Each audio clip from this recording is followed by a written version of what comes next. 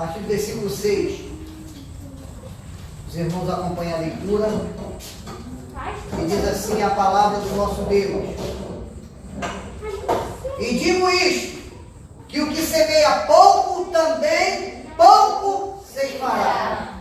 E o que semeia em abundância também ceifará. Cada um contribua segundo o propósito seu, não com tristeza ou porque Deus ama o que dá com alegria. E Deus é poderoso para tornar abundante em vós toda a graça, a fim de que tendo sempre em tudo toda a suficiência, superabundância de toda boa obra. Amém, queridos? Eu quero compartilhar esse texto reconhecido na igreja. A primeira coisa que eu quero compartilhar com você é que a lei da semeadura é em qualquer área da vida. Amém? Estou lendo comigo. A primeira coisa é a lei da semeadura. Então é importante, irmão. A lei da semeadura é para todos. Quem planta cebola colhe cebola, quem planta tomate colhe tomate, né? Quem planta uva vai colher uva e por aí já vai. Você só colhe aquilo que você planta. Então a lei de semeadura é para todos. A segunda coisa que você precisa entender é que no reino de Deus, em qualquer área da vida, existe uma coisa chamada propósito. Você pode observar que no versículo 7 diz assim: cada um contribua segundo propôs no seu coração. Então, a segunda coisa precisa ter propósito. Então, por quê? O propósito, o que é um propósito? O propósito nada mais é de algo que eu e você determina em nosso coração. Digamos assim, eu quero viajar para a América. Então, a partir daquele momento que eu quero viajar, pensei com a minha esposa e a gente chegou a uma conclusão que o lugar que a gente quer ir é esse lugar, a gente tem ideia de valores. A partir daquele momento, a gente vai trabalhar o ano todo, ou o período que é necessário para juntar o dinheiro, para comprar a passagem aérea, para pagar lá a despesa do hotel, a despesa de viagem. Então, o propósito, ele é fundamental. Você tem que entender que toda a área da nossa vida ela precisa ser disciplinada. Você pode observar, tem pessoa que não tem hora para dormir, não tem hora para acordar, porque ela não tem disciplina. Tem pessoa que tem um mau hábito de jogar lixo no chão, porque ela não tem disciplina. Ela não quer, às vezes alguém vai corrigir ela, é assim mesmo. Ou seja, não tem e não quer ter disciplina. Na nossa vida, no nosso relacionamento com Deus e na nossa vida de dízimo e oferta, a gente tem que propor no nosso coração isso, para que a gente trabalhe essa área da nossa vida, porque nós muitas das vezes viemos do mundo aí, do pecado, a gente não era dizimista, a gente não era ofertante, uma hora ou outra a gente ajudava talvez uma entidade, uma instituição de caridade, talvez contribuía com alguma coisa, aquilo ali a gente se sentia confortável com aquilo. Só que o reino de Deus e a Bíblia é muito mais profundo que contribuir com a instituição, certo? Não que você não possa contribuir com a instituição, mas quando a Bíblia diz assim, propôs em seu coração, o coração aqui, irmão, é lógico que a gente tem que ter um entendimento para compreender e entender. O coração aqui, que está se referindo, não é tão somente as suas emoções, mas o teu entendimento, a tua mente. Quando você propõe no seu coração, é você determinar na tua vida que eu preciso ser um dizimista fiel na casa do Senhor, eu preciso ser um ofertante fiel na casa do Senhor, eu preciso ser um ofertante voluntário na casa do Senhor, eu preciso ter o prazer de ofertar, o prazer de dizimar. Então eu preciso propor isso no meu coração. Pastor, mas eu não sou dizimista, eu nunca fui dizimista. Senhor, eu quero entender melhor essa situação de dízimo aí, porque eu já vi na tua palavra que tem dízimo realmente, que precisamos ser dizimistas, o dízimo eu sei que é 10% daquilo que eu ganho. Então eu quero que o Senhor me oriente, me capacite, eu quero que o Senhor me ajude nessa área. Primeiro, por vários motivos, né? Primeiro, porque a gente não tem esse hábito. Segundo, porque às vezes a gente está passando por um problema financeiro na vida, né? E quando a gente está passando por um problema financeiro, qualquer dinheiro faz falta, né? Mas a gente está passando por luta. Mas é você entender isso próprio Espírito Santo vai trabalhar no seu coração, porque você vai entender que isso aí é algo que precisa fazer parte da tua rotina, do teu relacionamento com Deus, ou seja, você precisa propor isso no seu coração. A terceira coisa que eu quero tirar aqui é importante, que esse relacionamento com Deus não é um relacionamento de troca, mas sim de gratidão. Porque você vê que a Bíblia diz assim, que a gente contribua não com tristeza ou com constrangimento, porque Deus ama o que dá com alegria. Obviamente, irmão, quando você é dizimista na casa do Senhor e ofertante, vai ter momentos da sua vida que você vai encontrar embate, sim, é lógico. Talvez aquele recurso financeiro vai privar você de alguma coisa na tua vida que você estava planejando. Isso pode acontecer? Pode. Mas independente disso, tudo isso aí faz parte da sua vida, do seu relacionamento com Deus, para que você aprimore, para que você cresça, para que você amadureça, para que isso faça parte da tua vida de uma forma natural. Então ele diz aqui, não com tristeza ou com jeito, porque Deus ama que dá com alegria. O que Deus quer dizer? Amar que dá com alegria. Você precisa ter prazer. Você precisa ter prazer. Ter prazer de ser dizimista. Você tem que ter prazer de ser ofertante na casa do Senhor. E ter prazer, irmão, muitas das vezes, para ter prazer, você abre até mão de uma coisa que você abria anteriormente e não tinha prazer, mas você abria mão. Exemplo. Um exemplo que hoje você estava planejando sair com a família para jantar fora e você ia gastar R$200. Estou dando exemplo aqui, estou conjecturando. E aí você resolveu com a sua esposa, lógico, né? O homem que é casado, ele tem que agir com sabedoria, ele chama a esposa no canto e diz, amor, olha, não sei porquê, mas a gente tinha marcado para jantar hoje, mas eu estou sentindo de Deus, sabe? Eu quero saber de você. Esse dinheiro que a gente ia gastar da janta hoje, a gente vai dar de oferta na igreja. O que você acha?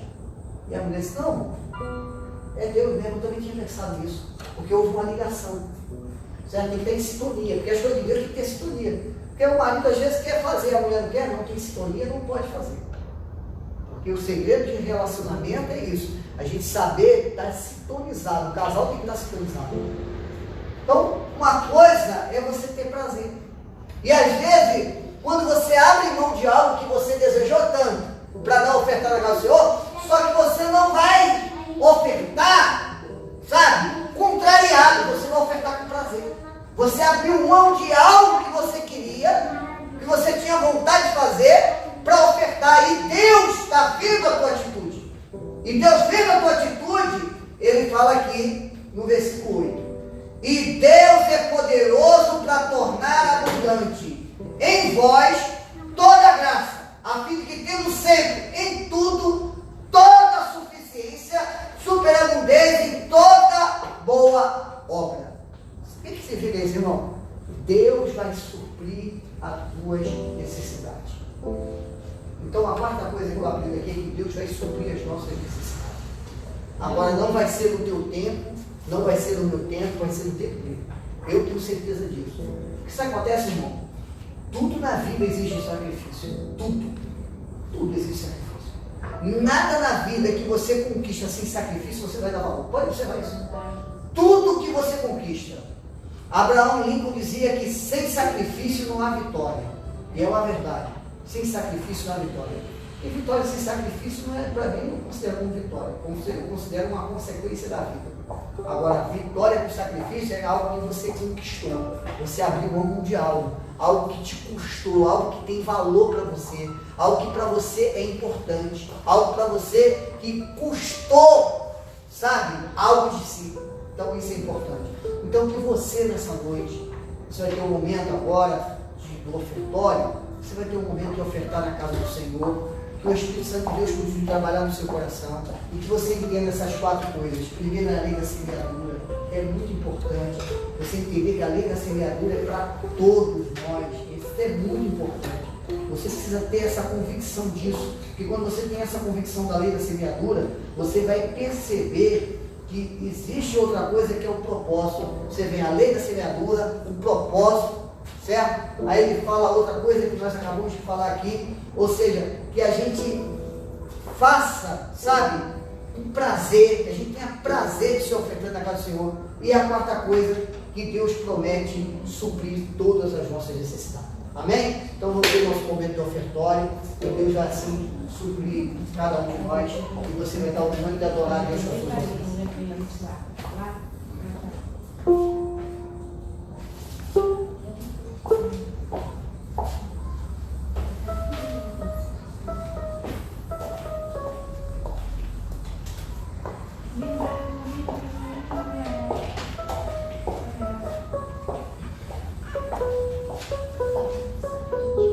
Aleluia!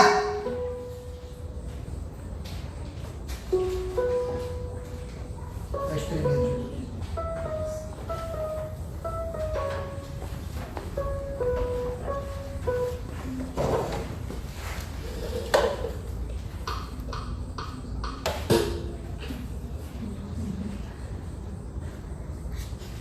Louvado seja o nome do Senhor.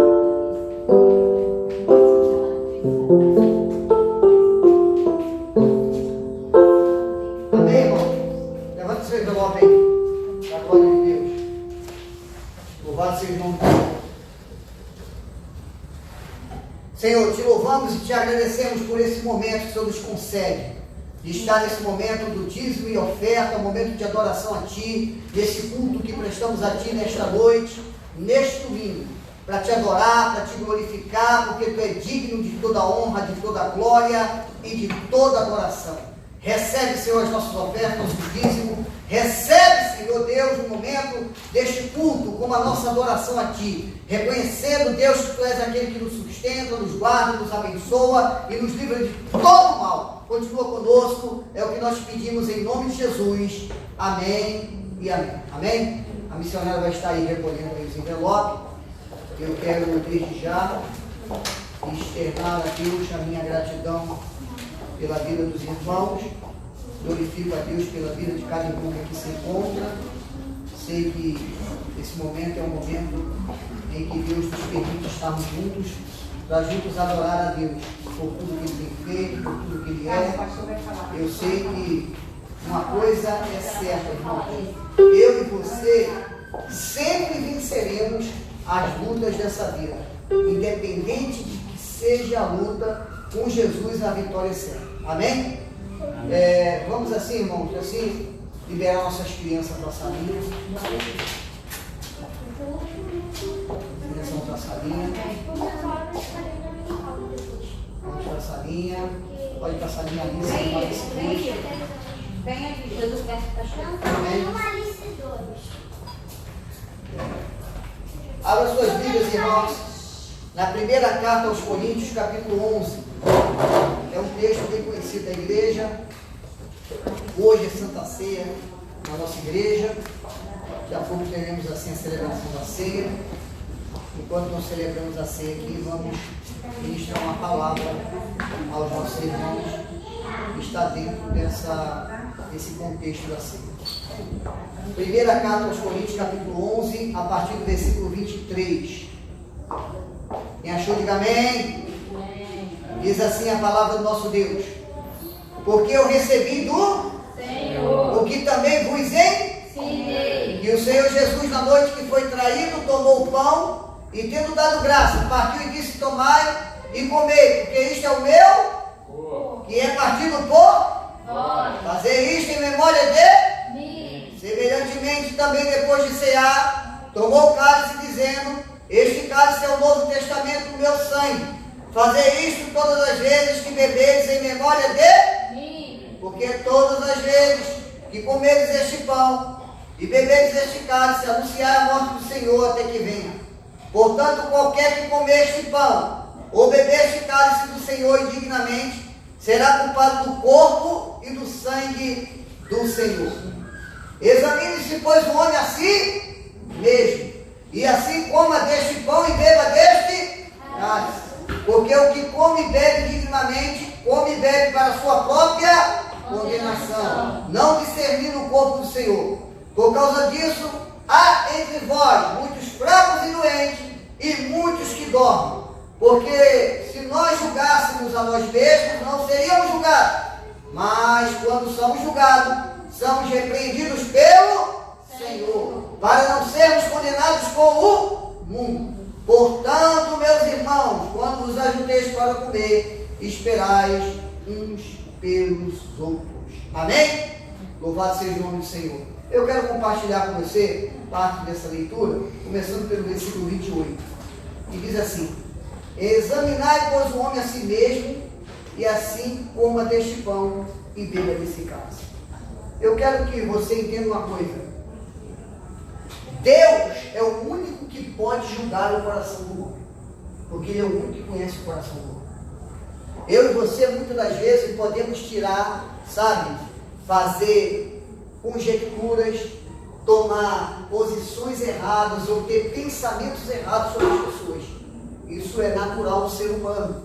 Às vezes a gente olha para uma pessoa, às vezes a maneira dela falar, a maneira dela olhar, a maneira dela se vestir, às vezes as palavras que ela utiliza, óbvio, muitas das vezes vai descodificar alguma coisa, mas isso não define uma pessoa, tá? Porque só Deus conhece o coração do homem. E quando você vai para a Bíblia, quando a Bíblia diz assim, examine-se, pois, o homem a si mesmo, ou seja, Deus nos permite o autoexame, porque o autoexame é a gente ter a nossa consciência do erro e daquilo que é certo. Porque quando eu e você tem a consciência do erro, você pode observar que na maioria das vezes a pessoa, quando ela está errada, ela não consegue nem firmar os olhos nos seus olhos. Você pode perceber isso? Quando o homem ou a mulher, em qualquer área da vida, ela está cometendo algum erro, geralmente ela não consegue fitar os olhos em você. Isso já é uma área que você pode trabalhar na sua vida. A vida cristã não é diferente. Você pode observar que é muito importante você lembrar de uma coisa na sua vida. Quando você comete algum erro perante a Deus, aquilo vai produzir em você tristeza. E automaticamente essa tristeza em você vai fazer com que o seu semblante mude. Vai fazer com que a sua reação... Eu me lembro que quando eu aceitei Jesus como Senhor e Salvador da minha alma, eu me lembro que uma área da minha vida que o inimigo trabalhava é a área da prostituição. E eu me lembro que naquela época que eu aceitei Jesus, eu ainda não estava liberto. Eu me lembro que eu estava lutando para me libertar. E eu ficava às vezes 2, 3 semanas sem ter contato com outra mulher, para não trair a minha esposa. E aí eu, na segunda, terceira semana, não aguentava e caía no pecado. E quando eu ia para a igreja, eu sentava lá na igreja, eu já entrava de cabeça baixa, cabisbaixo, e eu ficava assim, eu não tinha coragem nem de olhar para o púlpito, porque a minha consciência me condenava. Quando a Bíblia diz, examine-se, pois, o homem a si mesmo, por quê? Você e eu podemos fazer um julgamento errado sobre as pessoas. Podemos fazer um julgamento precipitado, porque só Deus conhece o coração do homem. Quando Deus chegou para Caim e disse, Caim, o pecado está à porta. Por que Deus falou para Caim, Caim, o pecado está à porta? Porque Deus sabia o que estava no coração de Caim. Deus sabe o que está no seu coração. Deus sabe o que está no meu coração. Por isso, irmão, você precisa aprender uma coisa. O autoexame, ele é importantíssimo na caminhada cristã. Então, a primeira coisa que eu quero compartilhar com você nessa noite é que nós precisamos fazer um autoexame de nós mesmos. A primeira coisa que você precisa entender é que o autoexame, ele serve para a gente avaliar, analisar sobre o nosso comportamento, sobre a nossa atitude, sobre a nossa maneira de agir, sobre como nós estamos vivendo, que tipo de cristianismo nós vivemos. Porque precisamos entender uma coisa, irmão. Quando o apóstolo Paulo, ele usa lá na palavra de Deus, ele fala assim, olha, eu procuro de todas as maneiras fazer aquilo que agrade a Deus, para que eu não venha a ser reprovado. O que ele dizia? E na sua consciência ele cobrava de si mesmo uma conduta cristã. Na sua consciência ele tinha um entendimento que ele precisava ter uma conduta melhor, que ele precisava ter um comportamento melhor, que ele precisava ter uma atitude melhor. E nós precisamos entender que o cristianismo é isso, é uma luta diária com a sua própria consciência. Porque, irmão, por mais que você seja uma pessoa de bem, e por mais que você tenha uma consciência boa de uma determinada circunstância, se você não tiver Jesus, o inimigo pode usar aquilo contra você. Você quer ver uma coisa? Quantas pessoas eram inocentes de alguma coisa e foi acusado de alguma coisa e, por ser acusado, com medo da circunstância, fugiu e passou a ter a culpa porque fugiu. Por quê? Isso é, se eu dizer se os irmãos sabem, existem situações, hoje o WhatsApp ele funciona que ajuda muita gente em algumas coisas, por outro lado não. Tem um determinado cidadão aí que ele era vendedor e ele trabalhava com vendas em algumas cidades. E uma moça que ele não quis mais se relacionar com ela, simplesmente acabou o relacionamento, e ele, como vendedor, ela sabia qual era a rota dele. O que ela fez? Ela pegou a foto dele, divulgou no WhatsApp, dizendo que ele tinha cometido o ato de pedofilia. E essas fotos, essa informação que ela passou, chegou no lugar onde ele estava fazendo lá a sua praça, atendendo seus clientes, e aí as pessoas identificaram ele e queriam matar o rapaz. Agora, uma coisa que não era verdade. Então você preste atenção que como o inimigo, ele cria situações que não são verdadeiras para dizer que são. E aí muitas coisas acontecem na vida das pessoas. Por isso que você precisa entender o seguinte: o autoexame é o fato de você reconhecer que você, como cristão, precisa ter uma conduta ilibada. Você, como cristão, precisa se autoavaliar para melhorar. Não é autoavaliar para se condenar. Porque há uma diferença. Preste bem atenção. Deus não quer que você faça uma autoavaliação para condenar a si mesmo. Não. Até porque a própria Bíblia diz que se nós fôssemos para alcançar a salvação através das leis, a gente não ia avançar. Mas é a graça, é o poder de Deus. Agora, também não significa que eu estou na graça, eu ando de qualquer maneira. Eu estou na graça, eu vivo uma vida qualquer. Não é assim também. A graça é um favor imerecido, mas é um favor merecido, porque, presta atenção, não existe fé sem atitude. E não existe atitude com fé que não venha glorificar a Deus. Então, se a minha atitude não glorifica a Deus, logo a minha fé não existe. Porque toda atitude minha, ela precisa glorificar a Deus. Se a minha atitude não glorifica a Deus, a minha fé não tem valor. Então você precisa entender o seguinte: quando a Bíblia diz, examine-se o homem a si mesmo, eu vou dar outro exemplo para você na Bíblia. Vocês sabem que Jesus, sendo Deus, ele sabia que Judas o ia trair. E nós sabemos que antes de Jesus ser preso e crucificado, Jesus fez a última ceia. E na última ceia que Jesus fez, estava lá os 12 discípulos, inclusive Judas. E Jesus sabia que Judas iria traí-lo. Jesus sabia da traição de Judas, que a prova é, se você for ler a ceia, Jesus disse assim, ó, um dos que pega pão comigo na mesa, tem que trair. Então, preste bem atenção. Jesus, sabendo que Judas era um traidor, e nem por isso impediu Judas de participar da ceia. E não impediu. O Judas participou da ceia. A questão toda é, examine-se, pois, o homem a si mesmo.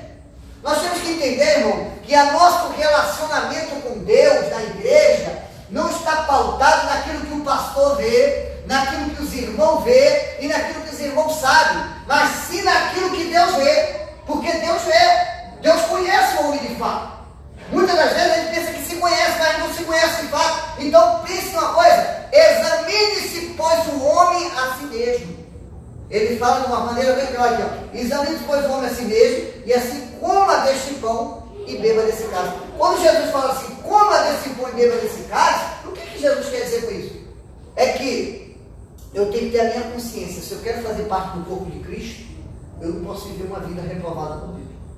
Se eu quero fazer parte do corpo de Cristo, eu não posso viver uma vida de pecado, uma vida de mentira, uma vida de falsidade, uma vida, sabe, de agressividade, uma vida de violência, uma vida de incompreensão, uma vida de inconsequência. Não.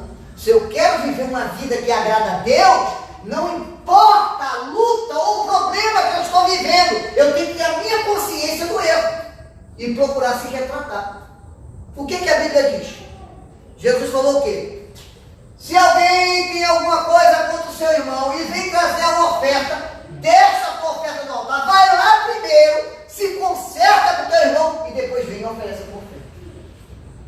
Porque a igreja, irmão, ela pode receber o teu dízimo, ela pode receber a tua oferta, mas se tu não estiver em comunhão com Deus, Deus não recebe.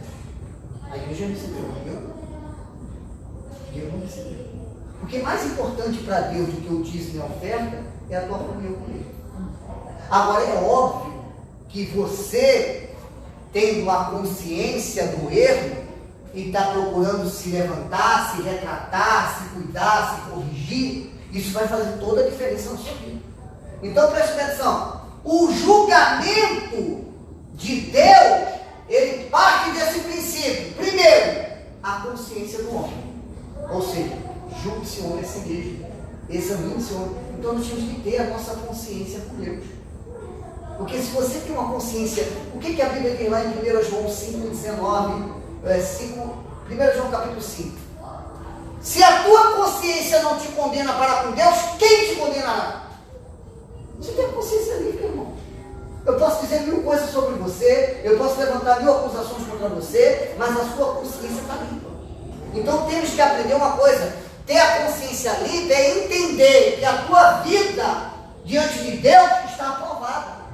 Aprovada concernente a determinado assunto ou situação que você esteja vivendo. Alguém pode levantar um falso testemunho contra você? Pode. Alguém pode criar uma história contra você que não é verdade? Pode. Agora, Deus sabe se você está falando a verdade ou não. Só Deus sabe. Tem situações, quantos casos aí de morte e assassinato que acontece aí, que a polícia fica procurando até hoje descobrir a verdade dos fatos e não sabe. Mas Deus sabe. Por isso que é importante ter a consciência. A segunda coisa, porque o que come e bebe indignamente, come e bebe para a sua própria condenação, não discernindo o corpo do Senhor. Presta atenção. Quando eu faço um autoexame de mim mesmo, eu entendo que as coisas de Deus são sérias. Eu não posso brincar com as coisas de Deus. Infelizmente, tem pessoas hoje, eu já falei aqui para vocês, os verdadeiros ateus não são aqueles que se dizem ateus. Ateu, para mim, sabe o que é? É o cara que está no púlpito da igreja aqui, pregando a palavra de Deus, prega contra o adultério, mas vive adultério. Prega contra a mentira e vive mentira.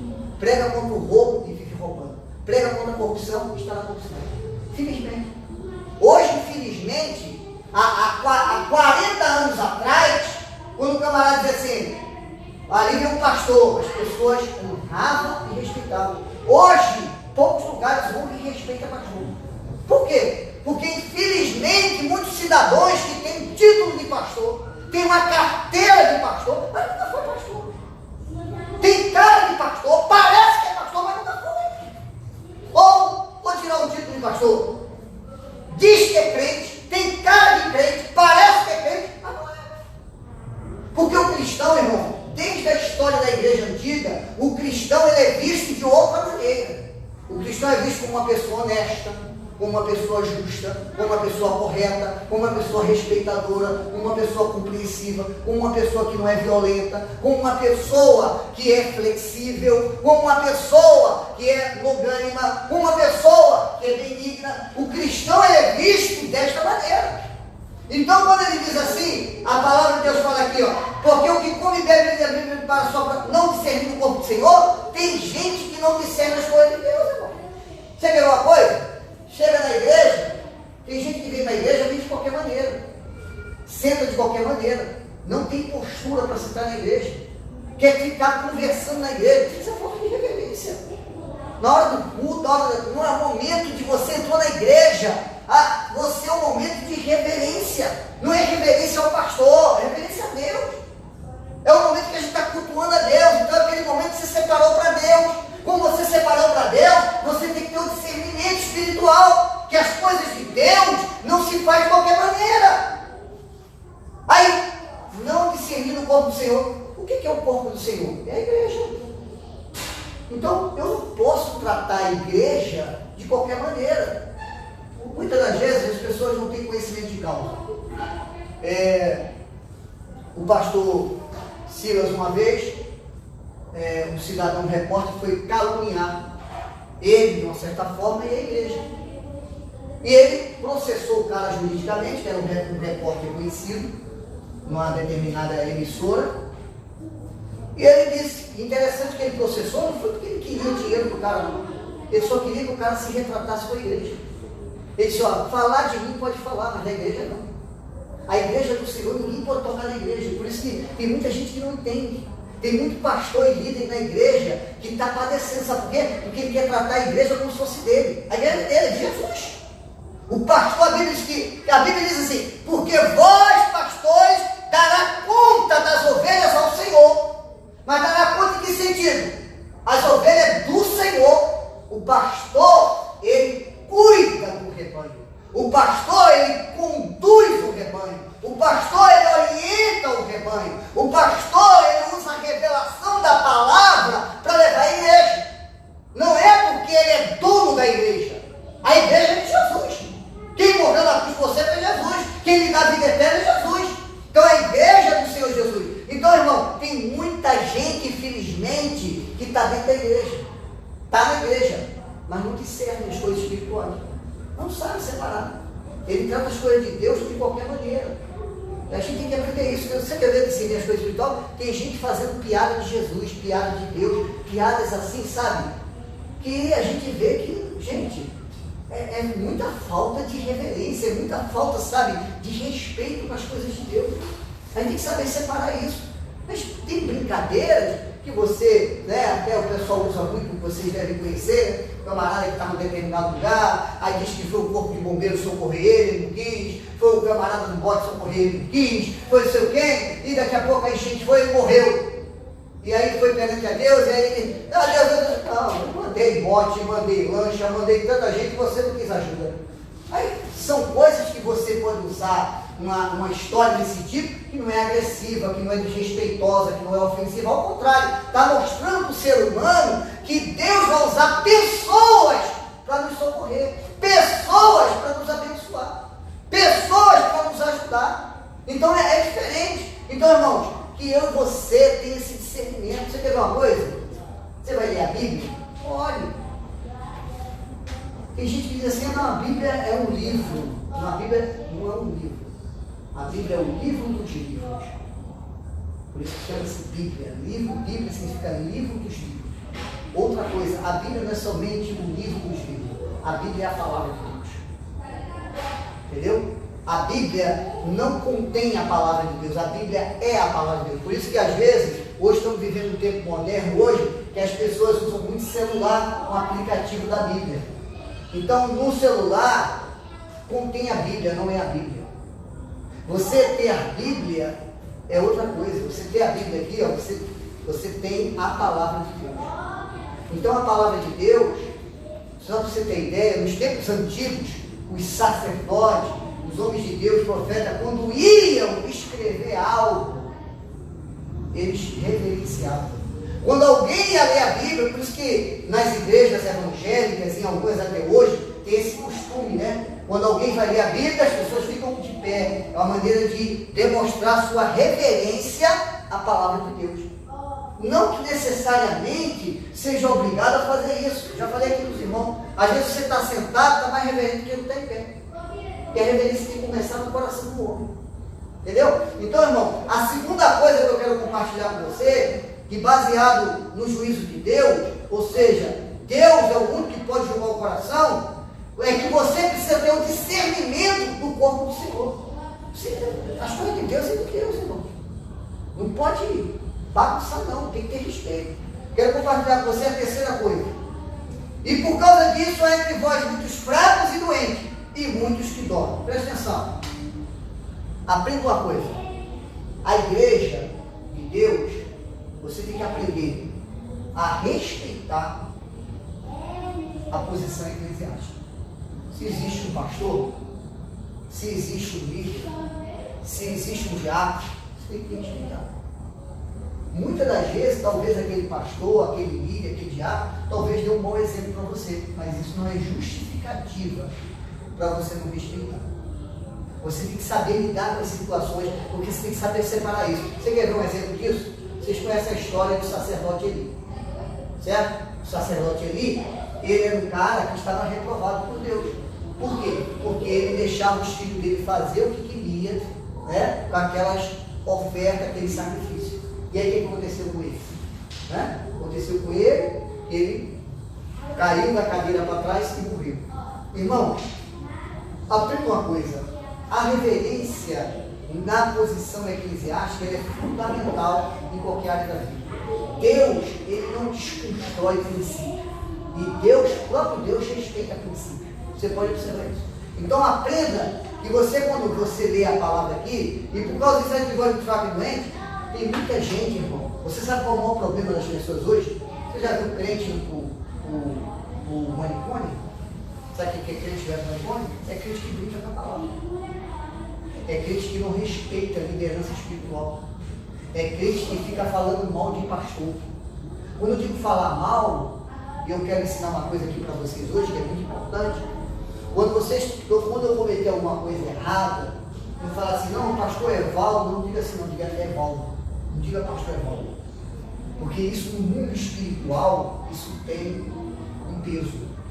Quando você diz assim, ó, o Evaldo, ele falou de uma forma errada, ele não deveria falar assim dessa forma que ele falou, Deus não aprova. Certo? Eu não estou dizendo que Deus vai compactuar com o erro do pastor, não é isso que eu estou falando. É que quando você coloca o pastor, às vezes, dependendo da circunstância, às vezes a colocação do pastor pode ter sido até errada, mas a intenção era boa, a intenção não era errada. Então Deus sabe como pesar as coisas. Então, precisamos entender que liderança ela precisa ser respeitada. Se a liderança não for respeitada, você vai contrair mal sobre a sua vida. Outra coisa importante é você caluniar. Calúnia é algo terrível. Irmão, se você não conhece a história, se você não sabe a história, se você não apurou os fatos, não saia falando o que você não sabe. Isso aí pode gerar um peso sobre a tua vida. Olha, eu conheço pessoas que enlouqueceram, que estão doentes até hoje. Sabe por quê? Porque não souberam separar o espiritual do carnal. Porque misturaram as coisas. Brincando com as coisas de Deus. Não respeitando as coisas de Deus. Não tendo reverência na casa de Deus. Então, irmãos, quando a Bíblia diz aqui, ó, ele fala, por causa disso há entre vós muitos fracos e doentes, e muitos que dormem. Sabe o que é? É o camarada em pecado que quer participar da ceia. O camarada em adultério que quer participar da ceia. O camarada vivendo, o cara dentro da igreja, sabe? Às vezes tem um cargo, tem uma posição de liderança, caiu em pecado, mas não quer confessar o pecado. Aí não confessa o pecado, não brinque não, irmão. Está em pecado? Confesse. Abre seu coração, você vai ver que Deus vai fazer a obra e vai te dar o discernimento. A outra coisa para a gente terminar aqui para fazer a ceia, porque se nós julgássemos a nós mesmos, não seríamos julgados. Mas quando somos julgados, somos repreendidos pelo Senhor para não sermos condenados com o mundo. Então, outra coisa muito importante, que é a quarta coisa. Deus sempre vai te repreender quando você estiver errado. Eu tenho uma mensagem, não sei se eu já aprendi aqui. Toda repreensão vem de Deus. O tema da mensagem. Toda repreensão vem de Deus. Por que toda repreensão vem de Deus? Vou provar para você o que vem.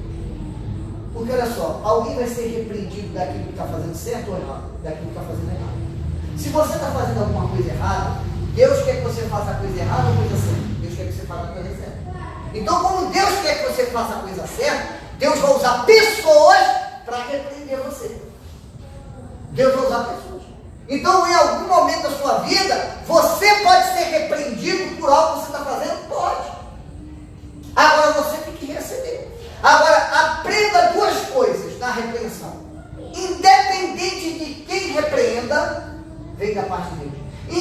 independente da forma que você está sendo repreendido, vem da parte dele. Então, você tem que aprender isso. Porque Deus cuida de nós, irmão. Deus não quer que a gente vá para o inferno. Deus não quer que a gente viva uma vida reprovada. Deus não quer que... Irmão, qualquer um de nós, nos embates da vida, todo dia, Deus nos orienta, Deus nos capacita, Deus vai nos repreender, nos orientando. E quantas vezes eu e você, na nossa vida cotidiana, a gente comete erros e Deus chama a nossa atenção. Então isso é importante. Sabe por quê, irmão? Deus faz isso porque Deus nos ama. A Bíblia diz que Deus corrige o filho a quem ele ama. Então, irmão, louve a Deus. Louve a Deus quando você é corrigido. Louve a Deus quando alguém é usado por Deus para te corrigir. Às vezes a forma que aquela pessoa te corrigiu não está certa. Às vezes o jeito que ela corrigiu, né, não está correto. Mas não olhe para isso não. Olhe para a correção que vem da parte de Deus. Amém? Então, queridos, que eu e você, a gente vai ficar com essa palavra hoje, que diz assim, né?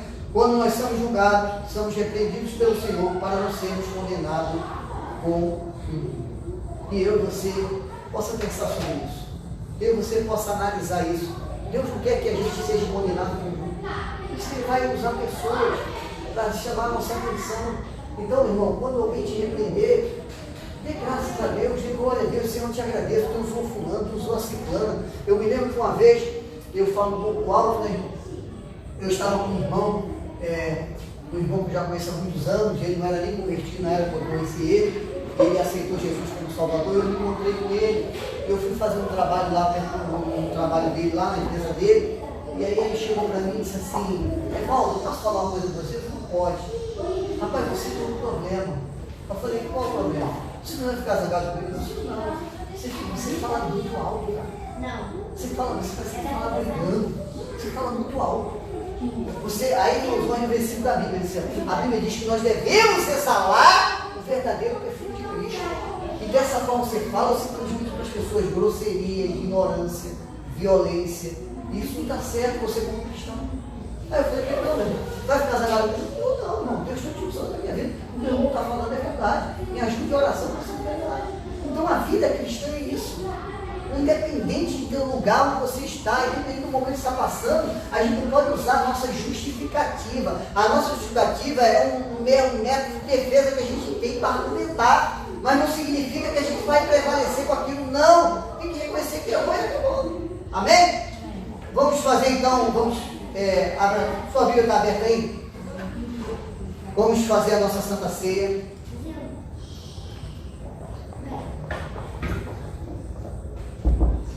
Faz os alimentos.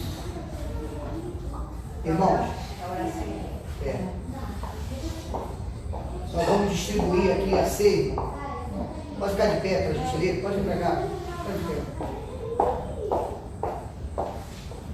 Como o texto que acabamos de ler, só vou ler aqui só os versículos.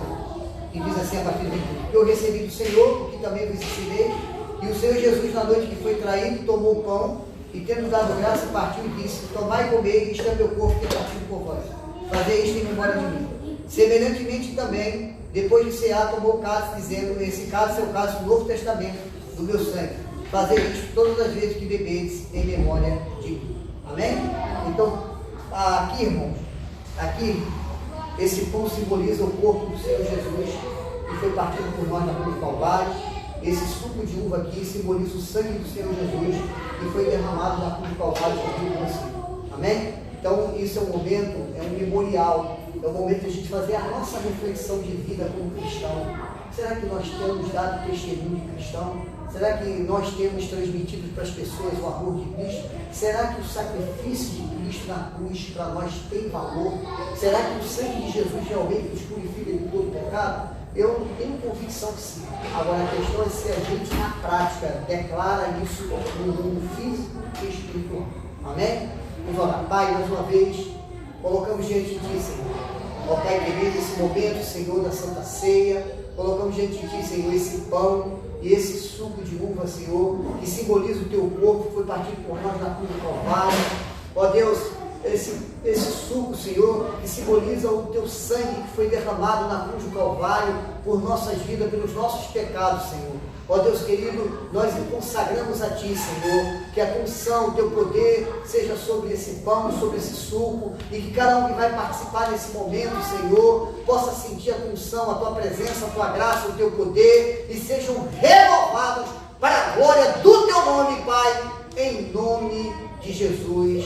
Amém e amém. Podemos assentar, irmão? Irmão, o elemento, você pode pegar os dois elementos, tanto o pão como o suco. Você come primeiro o pão, enquanto a menina vai estar, o meu vai estar ministrando o louvor, depois você come o suco, tá bom? E após nós faremos a oração final. Bendito seja o Cordeiro que na cruz por nós padeceu.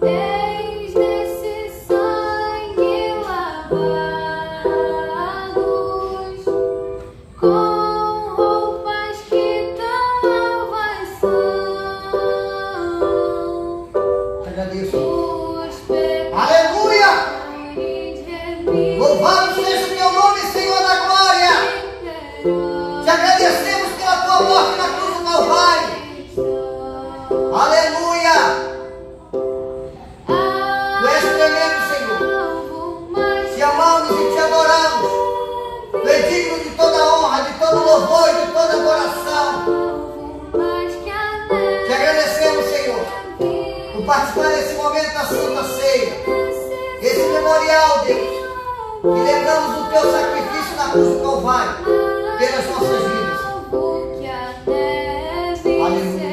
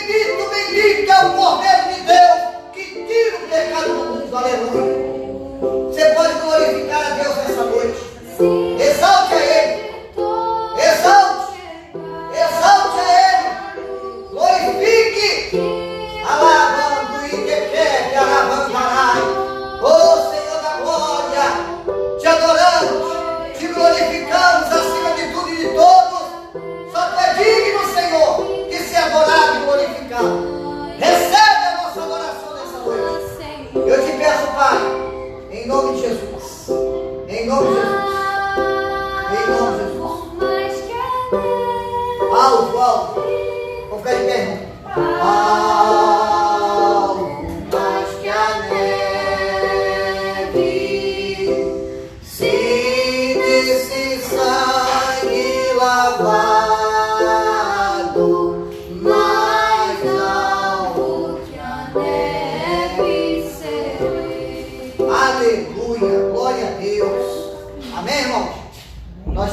chegando ao término do nosso culto, participamos da ceia. Eu quero que a missionária distribua aqui os irmãos. Esse mês que nós começamos, o mês de junho, né? Já começou hoje para a gente dar início. Eu quero distribuir para a igreja. Tá, irmãos? Existe aí já. Ó, eu quero compartilhar com você. A leitura bíblica do mês de junho vai ser Gênesis, do capítulo 31 ao 50 e o Êxodo de 1 a 10. Amém? Está escrito aí, certo, irmão? A leitura do mês de junho vai ser Gênesis, do capítulo 31 ao 50. Esse mês que passou agora, nós lemos do 1 ao 30. Então, Gênesis, do capítulo 31 ao 50 e Êxodo 1 a 10. Vamos ler Bíblia, irmão. Crente tem que ler Bíblia. Quem não lê Bíblia fica fraco na fé. Hein? Esse mês, o versículo do mês vai ser Salmo 115, 14. E diz aí: o Senhor vos aumentará cada vez mais a vós e a vossos filhos. Mais uma vez: o Senhor vos aumentará cada vez mais a vós e a vossos filhos. Esse versículo aí é o versículo mesmo, que cita todo dia. Isso faz parte da nossa vida cotidiana. Eu quero propor para a igreja. Eu sei que tem pessoas que não podem participar, só quem pode, tá bom? Quem pode participar, nós vamos fazer um jejum que começa amanhã, um jejum de 3 dias, tá bom? Pela documentação da nossa igreja, né, irmão? Pela documentação da nossa igreja, para que Deus jogue as barreiras por terra. Então a gente vai fazer o jejum de segunda, terça e quarta, são 3 dias, tá bom, gente? 3 dias. Se os irmãos puderem fazer o jejum, irmão já sabe, pode fazer o jejum de 12 horas, começa meia-noite de hoje, né?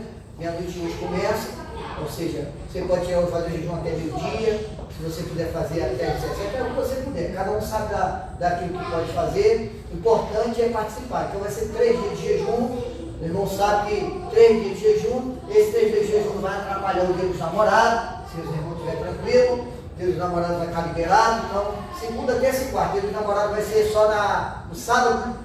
Vai ser dia 12, vai ser sábado. Sábado. Entendeu? Então, irmão, vai ter 3 dias. Esses 3 dias aí de jejum, os irmãos depois vão junto com a igreja para a gente estar jejuando por esse propósito aí. Tá bom, queridos? As orações permanecem as mesmas, mas eu vou falar e orar, né? Para que Jesus repreenda essa pandemia. Tem gente ainda perdendo pessoas da família por causa, e o grande problema desse vírus aí é a variação dele, né? Ele tem uma variação muito grande, tem hora que ele se apresenta de um jeito, tem hora que se apresenta do outro. Então se cuide, meus irmãos. Primeira vacina que você tem que tomar é Jesus. Você já tem Jesus, é confiar que Jesus te guarda. Segunda vacina é você beber bastante água para aumentar a sua imunidade e ter alimento saudável para que você tenha uma imunidade boa, tá bom, querido? Que Deus vai te dar vitória. Segunda coisa, ore pelo nosso presidente da República, para que Deus continue capacitando ele, usando ele, como instrumento poderoso para a nossa nação, para o nosso povo. Ore também pelos nossos projetos, os projetos da Nebuc. Ore também por sua família, muito importante, orar pelas nossas famílias aqui. Ore pelas nossas famílias, para que Deus continue trabalhando e abençoando cada vida. Então esses são os motivos de oração, são os mesmos, tá bom? Hoje tem um grande amigo que é o Igor, né? Vem cá, meu irmão. O Igor aqui, ó, tá fazendo mais um ano de vida, amém? Fazendo 5 anos, 8 anos? Há 10 anos, 10 anos. Ele já está meio triste, que falaram para ele que com 10 anos ia sair da salinha e tal. Tem que orar, irmão, tem que orar. Orar para Deus trabalhar no coração da professora, acho que misericórdia comigo e tal, entendeu? Amém, querido? Estenda a sua mão para cá, vamos orar pelo Igor. Fecha o olho, Igor, ele vai orar por você. Senhor Deus, nós queremos pedir pela vida, Senhor, do Igor, Senhor. Mais uma primavera que tu concede, Deus, a esta criança. Toma a vida dele nas tuas mãos, Senhor. Livra ele de todo o mal. Guarda a sua vida, Senhor. Os seus sonhos, os seus projetos de vida, Senhor. Ó Deus, eu sei que o Senhor tem coisas grandes para a vida do Igor. Guarda o seu lar, a sua família futura. Porque o Senhor há de dar uma esposa para ele, há de dar filhos para ele, que serão bem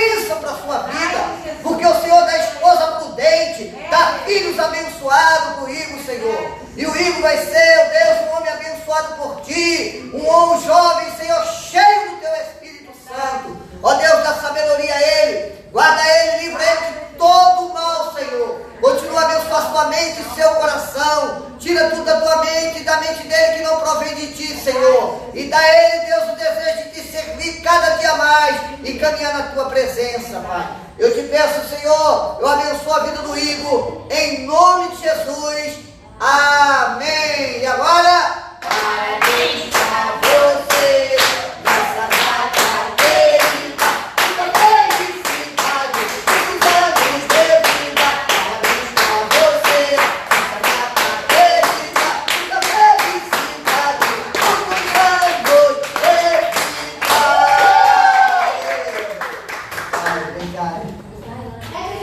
Amém? Tá bom? Amém, irmãos? Estamos chegando ao término. Que o Senhor te dê uma semana de bênção, de vitória. Que o Senhor continue a renovar as tuas forças. Que o Senhor livre você, seu lar, sua família, das astutas ciladas do inimigo da vossa alma. Que o Senhor continue a guardar o teu lar, guardar a tua família. Que o Senhor renove as tuas forças. Que o Senhor te surpreenda de forma tremenda e poderosa. E glorifique o nome dele a cada dia na tua vida. É o que eu te peço, Senhor Deus, em nome de Jesus. Faça assim com as suas mãos. O amor de Deus, nosso Pai, a graça redentora do seu Filho Jesus Cristo, as ternas e doces consolação do Espírito Santo de Deus, seja sobre o seu povo, sobre a sua igreja, que com fé e perseverança aguarda